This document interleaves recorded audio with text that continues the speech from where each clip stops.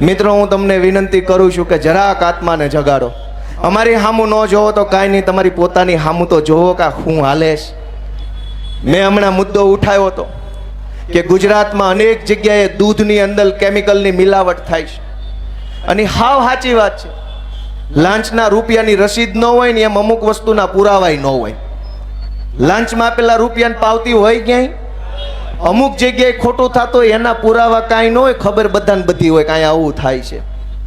અમે એમ કીધું કે ગુજરાતની જનતાને બેમોત મારવાનો કારસો હાલે છે. સરકારી આંકડા મેં માગ્યા કે ભાઈ આ જિલ્લામાં સરકારી ચોપડે નોંધાયેલા પશુઓ કેટલા છે, ઊંટ કેટલા છે, બકરા કેટલા છે, ગધેડા કેટલા છે, ગાય કેટલી છે, ભેંસ કેટલા છે અને બકરા કેટલા છે, અંદાજિત દૂધ કેટલું થાય એ બધાનું મહિને, અને સરકાર પાસે ખરેખર કેટલી આવક છે ડેરીમાં. હવે ઢોર હોય 1 લાખ, દૂધ થતું હોય 5,000 કે 50,000 લીટર અને ડેરીમાં આવ્યું 3 લાખ લીટર, તો હું સમજવાનું ઉપલું દૂધ કોણ આપી ગયું?